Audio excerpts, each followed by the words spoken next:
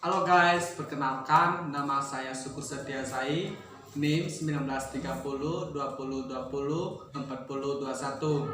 Saya mahasiswa Universitas Palangkaraya, Fakultas Keguruan dan Ilmu Pendidikan, Program Studi PPKN. Nah, pada kesempatan kali ini saya akan menjelaskan mengenai cara menulis karya ilmiah. Berbicara mengenai penulisan karya ilmiah, banyak sekali pertanyaan-pertanyaan yang muncul mengenai penulisan karya ilmiah. Mulai dari apa itu definisi karya ilmiah, bagaimana cara membuat karya ilmiah, apa manfaat karya ilmiah, dan lain sebagainya. Nah, pada video kali ini kita akan menuntaskan bersama mengenai pertanyaan-pertanyaan di atas. Simak dan terus tonton video ini sampai habis. Baiklah, kita akan membahas satu persatu mengenai karya ilmiah. Yang pertama, pengertian karya ilmiah. Karya ilmiah adalah karya tulis yang dibuat untuk memecahkan suatu permasalahan dengan landasan teori dan metode-metode ilmiah. Biasanya karya ilmiah berisikan data, fakta, dan solusi mengenai suatu masalah yang diangkat.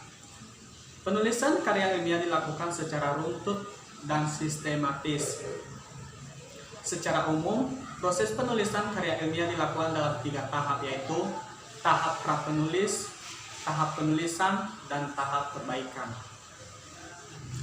Hasil penelitian atau kegiatan ilmiah setiap karangan ilmiah mengandung komponen adanya masalah yang menjadi topik karangan ilmiah, adanya tujuan penelitian, metode penelitian, teori yang dianut, objek penelitian, instrumen yang digunakan, dan adanya hasil penelitian yang diperoleh.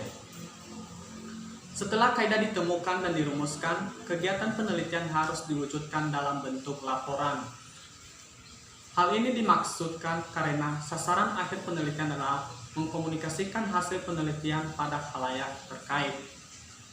Oleh karena itu, menulis laporan merupakan tahap akhir yang penting dalam penelitian. Karena menulis laporan merupakan proses komunikasi yang membutuhkan adanya pengertian yang sama antara penulis dan pembaca. Yang kedua, ciri-ciri karya ilmiah. Yang pertama, reproduktif. Artinya, karya ilmiah ditulis oleh penelitian atau penulis harus diterima dan dimaknai oleh pembacanya sesuai dengan makna yang ingin disampaikan. Pembaca harus bisa langsung memahami konten dari karya ilmiah. Yang kedua, tidak emotif. Artinya, karya ilmiah ditulis tidak melibatkan aspek perasaan dari penulisnya. Sebab, karya ilmiah harus memaparkan fakta yang didapatkan dari hasil analisis penelitian, bukan dari perasaan subjektif dari penulisnya. Seterusnya, tidak ambigu. Ciri ini ada kaitannya dengan reproduktif. Sebuah karya ilmiah harus memberikan pemahaman secara detail dan tidak dikemas dengan bahasa yang tidak membingungkan. Dengan begitu, maksud dari karya ilmiah itu bisa langsung diterima oleh pembacanya. Seterusnya, menggunakan bahasa baku. Menggunakan bahasa baku agar mudah dipahami. Penggunaan bahasa baku itu meliputi setiap aspek penulisnya, mulai dari penulis sumber, teori, hingga penulis kesimpulan. Ketidakbakuan pada tulisan karya ilmiah hanya akan membuat pembacanya bingung dan apa yang ingin disampaikan dalam tulisan tidak dipahami pembaca. Seterusnya, menggunakan kaidah keilmuan. Penulisan karya ilmiah harus menggunakan kaidah keilmuan atau istilah-istilah akademik dari bidang penelitian si penulis. Hal itu bertujuan untuk menunjukkan bahwa penelitian atau penulisan memiliki kapabilitas pada bidang kajian yang dibahas dalam karya ilmiah. Penggunaan kaidah atau istilah ilmiah itu juga menjadi takaran seberapa ahli penelitian pada bidang keilmuannya. Seterusnya, bersifat dekoratif. Artinya penulis karya ilmiah harus menggunakan istilah atau kata yang memiliki satu makna. Seterusnya, terdapat kohesi. Artinya karya ilmiah harus memiliki kesinambungan antara bagian dan babnya dan bersifat straightforward. Maksudnya ialah tidak bertele-tele atau tepat sasaran. Sebuah karya ilmiah setiap bagian atau babnya harus memiliki alur logika yang saling tersambung. Selain itu, penyampaiannya harus tepat sasaran dengan apa yang ingin disampaikan. Seterusnya, menggunakan kalimat efektif. Penulisan karya ilmiah harus menggunakan kalimat efektif. Ciri ini berkaitan dengan semua ciri sebelumnya. Tujuan penggunaan kalimat dalam karya ilmiah adalah pembaca tidak dipusingkan dengan penggunaan kalimat yang berputar-putar. Penggunaan kalimat seperti itu hanya akan membuat pembaca bingung. Seterusnya, bersifat objektif. Karya ilmiah harus bersifat objektif. Hal ini sangat penting karena karya ilmiah tidak dibuat berdasarkan perasaan penulisnya. Karya ilmiah harus menunjukkan fakta-fakta dan data-data dari hasil analisisnya, jadi tidak memiliki kecenderungan subjektifnya. Yang ketiga, sifat-sifat karya ilmiah. Ada beberapa sifat-sifat dari karya ilmiah. Yang pertama, lugas dan tidak emosional, mempunyai satu arti sehingga tidak ada tafsiran sendiri-sendiri. Yang kedua, logis, disusun berdasarkan urutan yang konsisten. Yang ketiga, efektif, satu kebulatan pikiran, ada penekanan dan pengembangan. Yang keempat, efisien, hanya mempergunakan kata atau kalimat yang penting dan mudah dipahami. Yang kelima, ditulis dengan bahasa Indonesia yang baku. Yang keempat, fungsi karya ilmiah.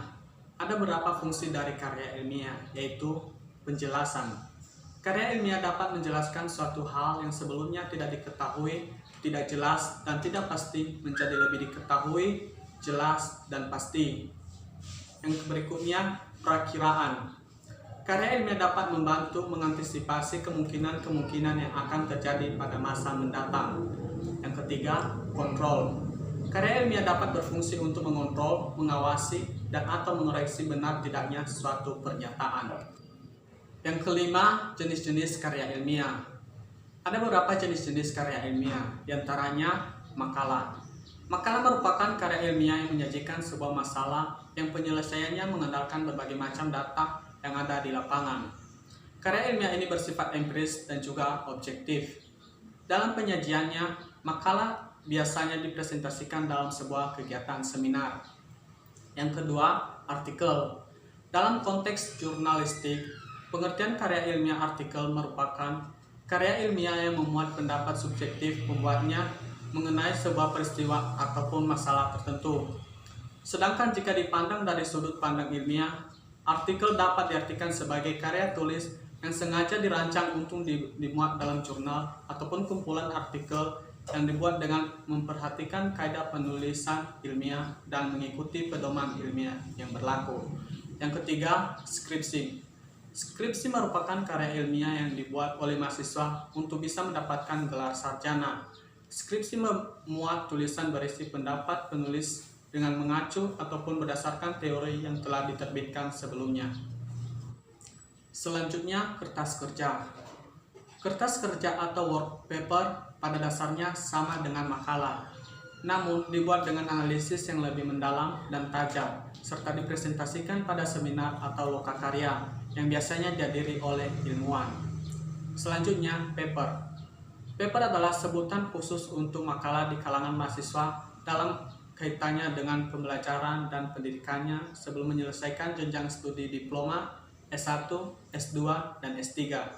Sistematika penulisan pun sama dengan artikel dan makalah, tergantung panduan yang berlaku di perguruan tinggi yang bersangkutan. Dan yang terakhir, tesis. Tesis adalah karya tulis ilmiah mahasiswa untuk menyelesaikan program studi S2 atau pasca sarjana yang bersifat lebih mendalam dibandingkan dengan skripsi. Tesis mengungkapkan pengetahuan baru yang didapat dari penelitian yang dilakukan individu yang bersangkutan. Yang keenam, manfaat menulis karya ilmiah.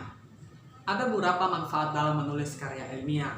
Yang pertama, penulis dapat terlatih mengembangkan keterampilan membaca yang efektif karena sebelum menulis karya ilmiah, ia mesti membaca dahulu kepustakaan yang ada relevannya dengan topik yang hendak dibahas. Yang kedua, penulis dapat terlatih menggabungkan hasil bacaan dari berbagai sumber, mengambil sarinya, dan mengembangkan ke tingkat pemikiran yang lebih matang. Seterusnya, penulis dapat berkenalan dengan kegiatan perpustakaan seperti mencari bahan bacaan dalam katalog, pengarang, atau katalog judul buku. Seterusnya, penulis dapat meningkatkan keterampilan dalam mengorganisasi dan menyajikan data dan fakta secara jelas dan sistematis. Selanjutnya, menulis dapat memperoleh kepuasan intelektual.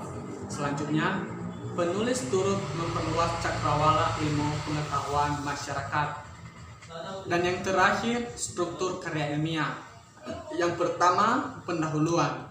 Bagian pendahuluan berisikan dasar-dasar penelitian ilmiah dilakukan, masalah yang diangkat, dan mekanisme penyelesaian masalah itu. Yang kedua, pembahasan. Bagian isi dan pembahasan ini bisa terdiri dari satu atau lebih bab. Jumlah bab pada bagian ini bergantung seberapa pelik pembedahan dan pembahasan dari bahasa penelitian. Dan yang ketiga, penutup. Bagian kesimpulan berisikan kesimpulan dari hasil analisis pada bagian isi dan pembahasan. Kesimpulan yang disampaikan pada bagian ini berupa penjelasan singkat dan padat mengenai hasil analisis. Biasanya bagian ini hanya terdiri dari satu bab.